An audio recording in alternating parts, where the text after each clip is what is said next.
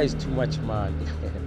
He had lists of positive reviews. Scammers reinvent themselves all the time.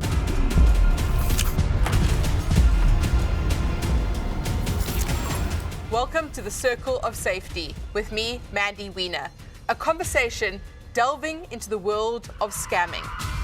We'll speak to clinical psychologists, experts, we'll understand the psychology of scammers, and we'll speak to scammers themselves. From the darkness into the light, we expose the art of scamming. Turn your vulnerability into vigilance. This is the Circle of Safety.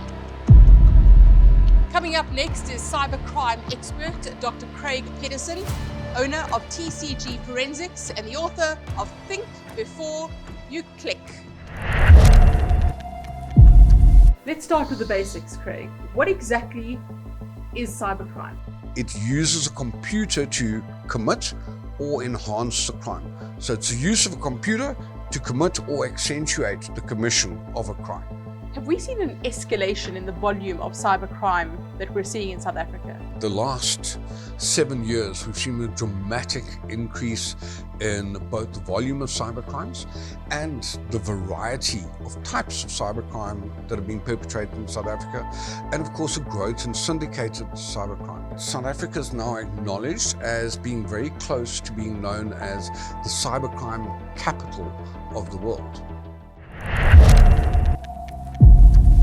Everybody knows someone who's been scammed. Friends, family, colleagues, and we're all guilty of victim shaming. Let me introduce you to a teacher who was scammed not once, but twice. The first experience was with a very well-known online company with lots of deals. Everything looked normal. And within minutes, I started getting amounts taken out of my bank account for strange companies, strange amounts. I froze my bank account.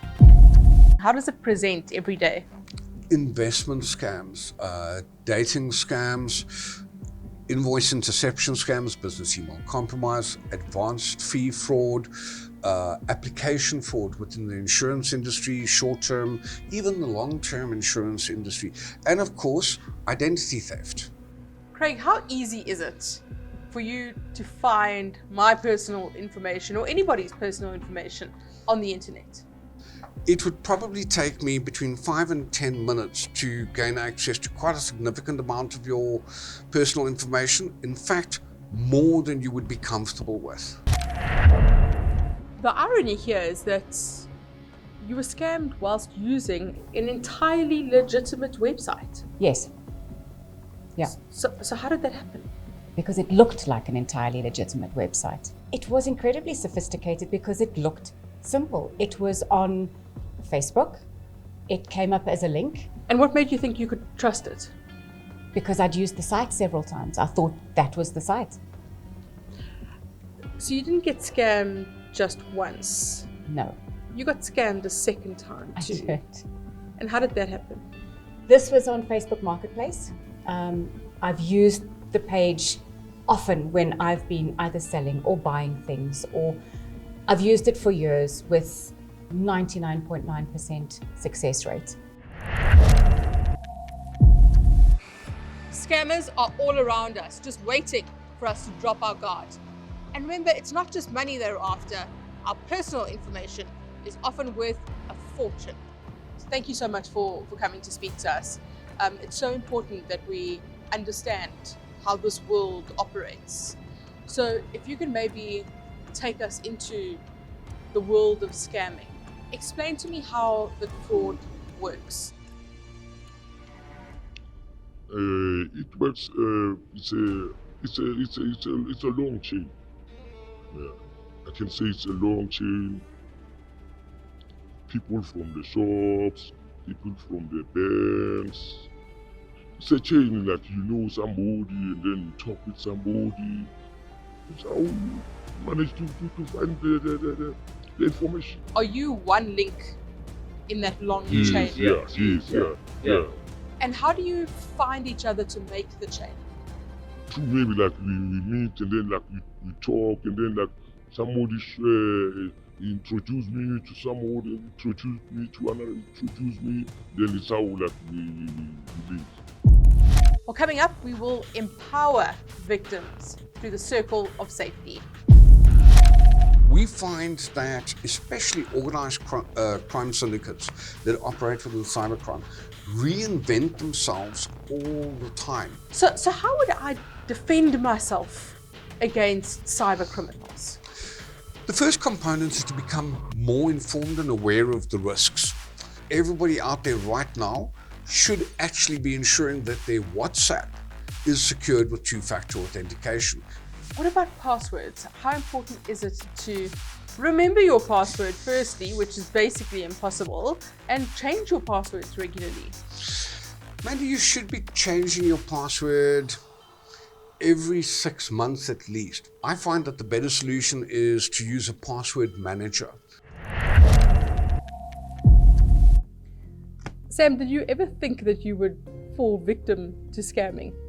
I didn't, because I taught this kind of skill to primary school children and how not to be scammed. So no, I didn't expect I would be. I felt like an absolute idiot. I felt stupid. I think I was mostly angry with myself, because I know this kind of stuff. I know it happens, and it happened to me. So I felt really, really stupid. What kind of red flags were there that you missed? Honestly, none that I could see. The site looked like it normally did. I've bought plenty of things off that site before, very successfully.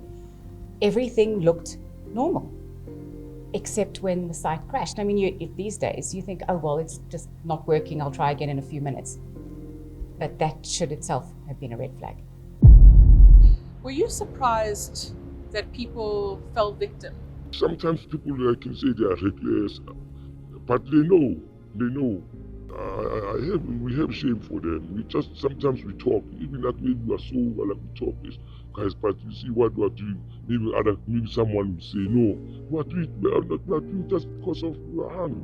We are doing because of we are poor. We are doing because of our support. Let's face it, technology is going nowhere. It's here to stay, and so is the risk. Mandy, these are the types of data that are available. And when you look at the degree of data that is available, I'm sure you'll agree this is not the type of information that should be out there in public hands. So those are ID numbers, they are addresses, they are phone numbers, personal information. And how easy was it for you to get access to this? These lists are openly bought, sold, and traded as services online. If you know where to look, and no, I'm not going to mention them, they are there, and comprehensive lists of people's personal data, from their financial position, applications for debt recovery, vehicle information, are available for literally a few R100. That is how poorly your data and privacy is regarded by cyber criminals out there. That is terrifying, Craig. Terrifying. It is, but it's a reality, and we've got to rethink our cyber security, slow down a little bit when we're working online, think before we use our cards online, transact safely, and ultimately, we've got to evolve with that risk. I'm shocked at how easy it is to fall victim to cybercrime like this. Can you delete everything now and give me back my info?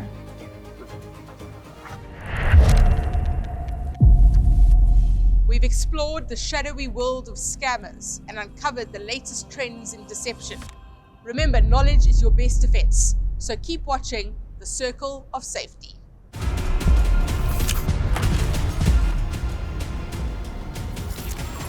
For more information on how to protect yourself against fraud and scammers, visit momentum.co.za.